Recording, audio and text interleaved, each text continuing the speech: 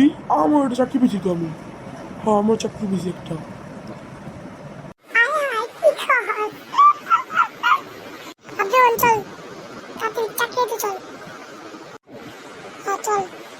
আমার তো আবার চাকরি দিয়ে দেবো, আমিও চাকরি যেই আবার তাড়াতাড়ি চাকরিগুলো কাম করি, আমার আবার বাসে খেতে দিব। পিৎজা আছে, কফি আছে, ওটা খাইতে দিব আবার। আর রিয়াম আর আব্দুল রহমান কই গেল? পরে আসুন আবার। আমি কাজটি করছি। কাজ করবি বাবা, দাঁড়া।